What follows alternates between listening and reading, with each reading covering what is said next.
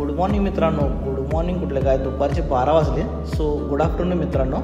आणि खूप दिवसांनी का असताना परत आम्ही तुमच्या भेटीला आलेलो आहे. समोर आमचे चेतन मालक बसलेले आहेत आणि आज सॅटर्डे असल्यामुळे कामाचाही काय मूड नाही आमचा. सो आज कुठेतरी जायचा प्लॅन करत आहे आम्ही. सध्या तरी दोघंच आहे आपण इथं.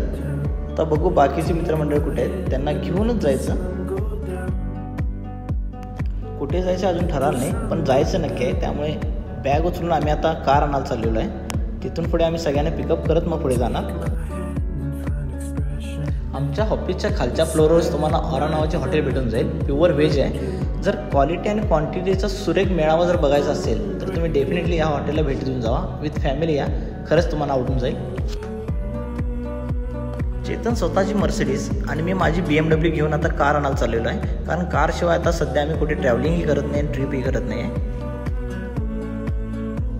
आमच्या टीमला आवड आजही बाईक राईडची आहे, पण पावसाचे वातावरण असल्यामुळे कार नेणं बेटर आहे. त्यामुळे आम्ही कार घेऊन चाललेलो आहे. आता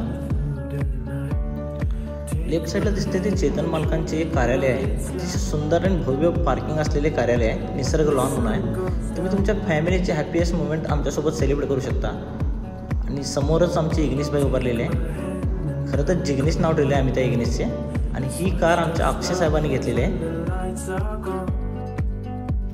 चेतनच्या घरी मस्त पोट भरून अन्नप्राशन करून आम्ही दोघे पुढे निघत आहे. कारण का आम्हाला माहीत आहे पुढचे जे 2 मेंबर आहेत ते ऑलरेडी जेवण बसलेले असणार. त्यामुळे पुढे जेवणाचा काही हेतू नाही आमचा. त्यामुळे कार घेऊन आता आम्ही त्यांना पिकअप करायला चाललेलो आहे. हे आमच्या वडिलांचे तिसरे सर्वात लहान भाऊ आणि आमच्या फॅमिलीतली सर्वात हसमुख चेहरा असणारे एक सुरेश काका आहेत. आणि यांचा सुपुत्र म्हणजे अक्षय. डेफिनेटली अक्षय पोटपूजाच करत असणार, कारण का इतका आवाज देऊन पण येत नाही याचा अर्थ तो पोटपूजा करत असणार नाही, करतच आहे. बघू शकताय ताटातील आंबोळी संपत नाही आणि मागवत आहे एकावर एक. आणि आमच्या लाडक्या बहिणाबाई बी आलेल्या आहे देहरादूनवरून. आणि त्यांची ही छोटीशी क्यूट प्रिन्सेस रिओ. लहान मुलांच्या चेहऱ्यावरील स्माईल नेहमी तुमचा ताणतणाव कमी करण्यास हेल्प करते. टीमचा तिसरा मेंबर आणि आदिमानव कमिटीचा अध्यक्ष दी ग्रेट अक्षय याला घेऊन आम्ही आता 4थ्या मेंबरला पिकअप करायला चाललेलो आहे. तो तर खूप महत्त्वाचा मेंबर आहे आमच्या टीमचा. लाखो मुलींच्या मनावर राज्य करणारे आणि आपल्या कातिलाना स्माईलने कित्येक मुलींचे मन जिंकणारे अंकित यांचे आगमन झालेले आहे ट्रिपमध्ये. ट्रिप राहिली बाजूला. मुलांना पिकअप करून त्यांना कारमध्ये बसवू तोपर्यंतच दुपारचे 3 वाजून गेलेले आहेत.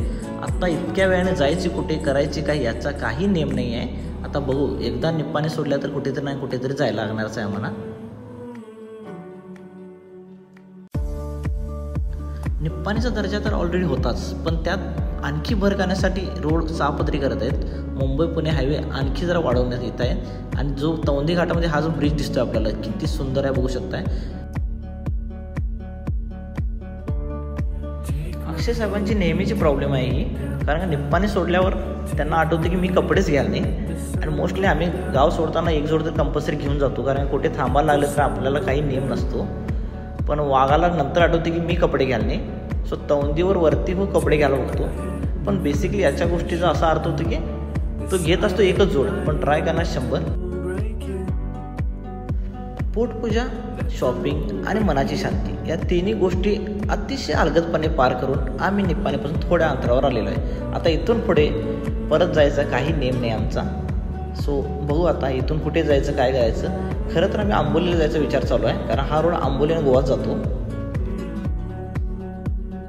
जवळपास 50% रस्ता कव्हर करून आम्ही आता एक चहाच्या टपरीवर थांबलेलो आहे. कारण चहा प्राशन केल्याशिवाय आमची पोरं काय हलणार नाहीत मला मान्य आहे. आणि हे विधिलिखित आहे, कारण कुठेही जाताना 10 स्टॉप तरी नक्की असतात. 10 काय नाही, पण 1-2 तरी नक्की असणार. कारण का बॉईजची ट्रिप आहे म्हटल्यावर थांबत थांबत जाणारच आहे, मजा करत जाणार आहेत.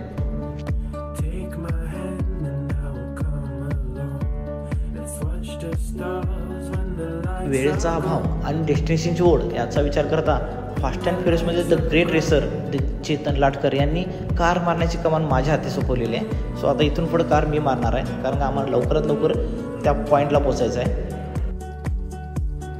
पावसाळा चालू झाला म्हणजे निसर्गाची अमूल्य सुंदरता बघायला पर्यटकांची नेहमी ओढ आंबोलीकडे घेतली जाते.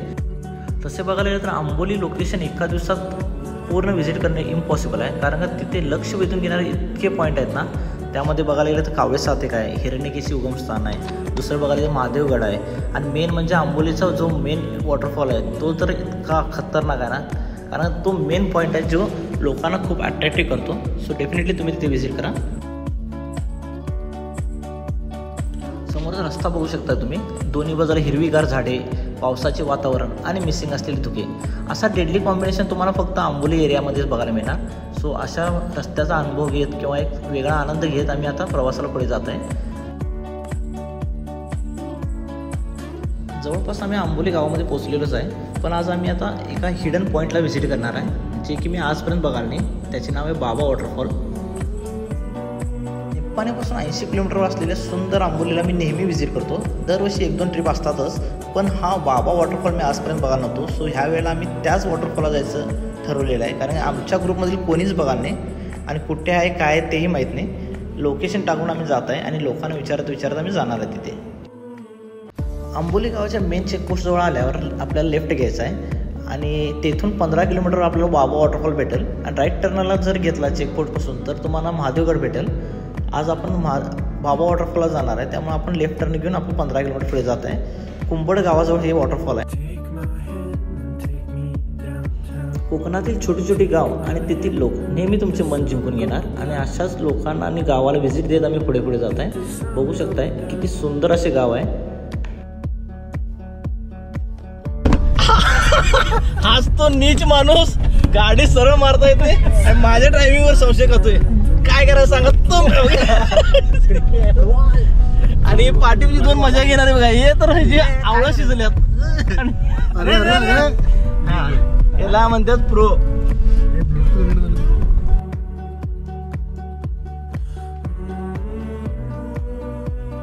खूप कष्टानंतर आणि परिश्रमानंतर फायनली आम्ही बाबा वॉटरफॉलच्या पायथ्याशी पोहोचलेलो आहे. इथून 1.5 किलोमीटर बाबा वॉटरफॉल आहे. इथून आम्हाला ट्रॅकिंग करायला लागणार आहे, चालत जायला लागणार आहे. आणि या वॉटरफॉलला मोस्टली तुम्ही 5:30पर्यंत भेट देऊ शकताय. आणि आम्हाला इथे सोडत नव्हते, तरी पण आम्ही रिक्वेस्ट करून आता चाललेलो आहे, कारण 5:30 वाजून गेलेलं आहे. आमच्या टीमला ट्रॅकिंग म्हणजे एक खूप मजेशीर गोष्ट आहे, कारण का ट्रॅकशिवाय आम्हाला कुठेही जाण्यात मजा येत नाही. मग ते केदारनाथ असो, नंतर वैष्णोदेवी असो, आणि ह्या तिसरा म्हणजे बाबा वॉटरफॉल. हे काही इतकं जास्त नाही आहे, पण एकेकाळी आम्ही भरपूर ट्रॅकिंग केलेले आहेत. त्यामुळे मजा मस्ती करत आम्ही कधी रस्ता कव्हर करतो आम्हालाही कळत नाही. आणि तिथे घेतल्यावर जे समाधान प्राप्त होते ते तर अनमोल असते आमच्यासाठी.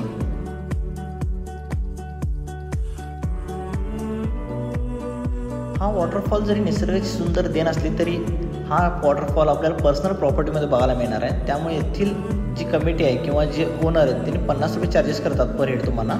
सो ते पे करूनच तुम्हाला हे धबधबा बघायला मिळणार आहे. मेन वॉटरफॉलपर्यंत जाऊ तोपर्यंत तुम्हाला असे छोटे मोठे नायगरा फॉल नक्की बघायला मिळणार. त्यांचा आनंद घेत तुम्ही पुढे जावा.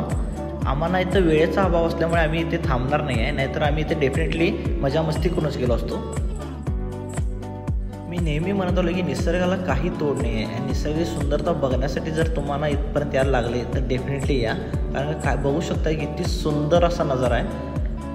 आणि पावसाळ्यात जर तुम्ही आलात तर हा पाण्याचा प्रवाह इतका असणार आहे. इथं डोंगरातून पडणारा जो पाण्याचा प्रवाह आहे, भलेही तो कमी का असताना, पण जो समाधान देऊन जात आहे आम्हाला तो खरंच शब्दात मांडता येणार नाही.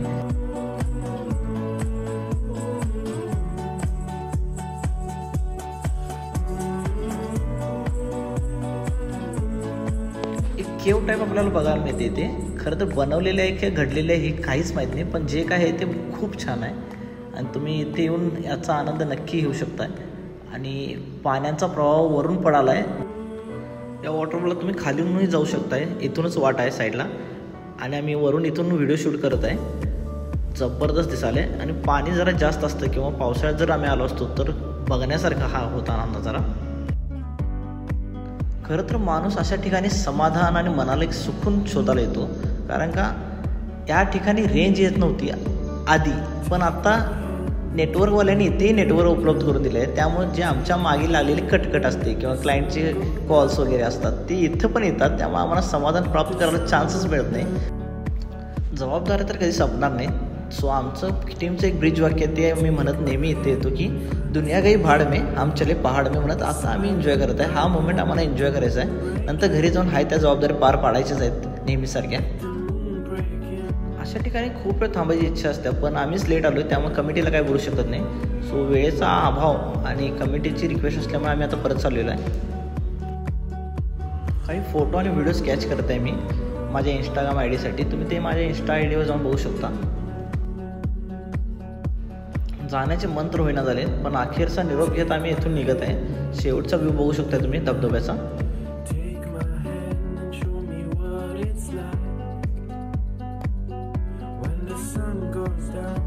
खरं तर वेळ संपलेली होती, तरी पण आम्ही रिक्वेस्ट करून आत गेलो होतो आणि आत जाण्याची परमिशन दिल्याबद्दल आम्ही खरंच या टीमला थँक्स म्हणायचे होते. त्यामुळे त्यांचे आभार मानून आम्ही आता रिटर्न जात आहे.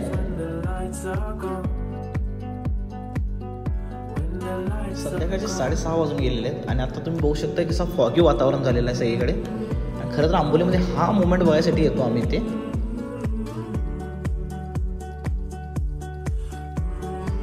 जे बघायचे होते ते पॉईंट तर आम्ही क्लिअर केलेलं आहे. आता जाता जाता वॉटरफॉल बघायला मिळते का बघायला पाहिजे, कारण का वेळ तर खूप झालेली आहे. बघूया, दिसेल तर दिसेल, नाही तर नाही.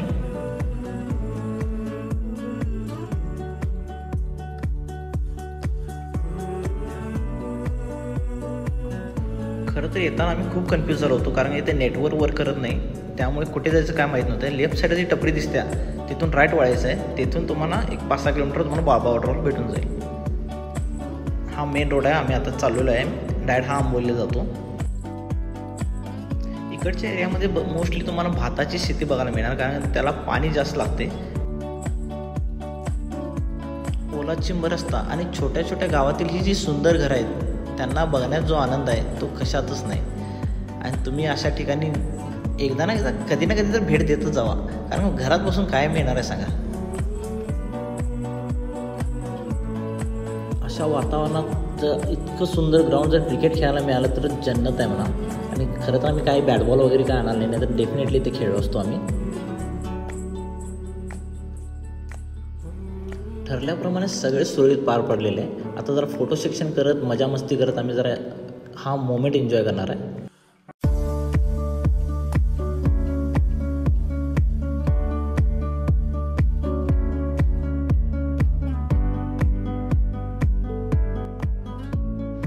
अशा ठिकाणी खरं तर सिंगल रोडच भेटतात आपल्याला, त्यामुळे गाडीच मारताना शिस्तात आणि केअरफुली मारत जावा, कारण आपण येथील रस्त्यांचा आणि निसर्गाचा आनंद घ्यायला आलेलो आहे. उद्याच्या पेपरात जायसाठी आलेलो नाही, त्यामुळे केअरफुली गाडी मारायची आणि मजा मस्ती करत जायची. आंबोलीमध्ये आलो आणि वॉटरफॉलला भेट दिली नाही तर काय मजा. त्यामुळे आम्ही आता वॉटरफॉलकडे चाललेलो आहे आणि हा मेन रोड आहे. धुके तर खूप आहेत आणि येथे तिथल्या गाड्या पण तुम्हाला दिसतात, कारण मेन रोड आहे गोव्यासाठी हा. त्यामुळे रहदारी खूप असते ह्या रोडला. आणि अंधारात जर तुम्ही केअरफुली गाडी मारत असाल तरच इकडे जावा.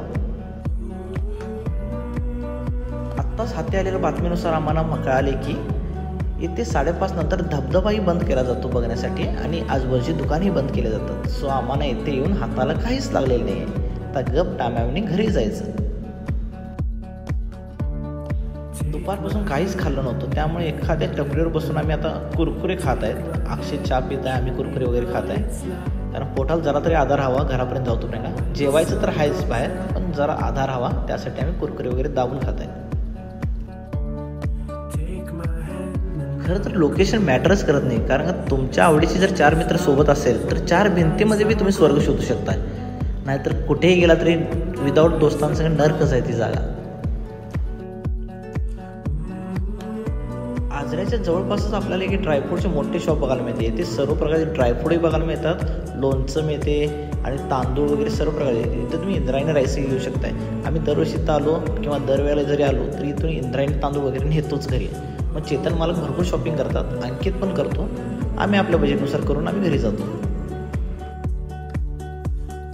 खरं तर इथे एक मजा झालेली आहे. मी हँडवॉश समजून मध घेतलेलं आहे हातात आणि ते वॉश करायचा प्रयत्न करत होतो आणि तेच कॅच अक्षयने केला आहे व्हिडिओमध्ये. आता जाता आम्ही गडिंग्लजमध्ये जेवून घरी जाणार आहे. सो भेटू पुढच्या ब्लॉगमध्ये, जो की नवीनच काहीतरी ॲडव्हेंचर असेल तुमच्यासाठी आणि आमच्यासाठी. सो स्वतःची काळजी घ्या, नेहमी हसत खेळत राहा. जय शिवराय.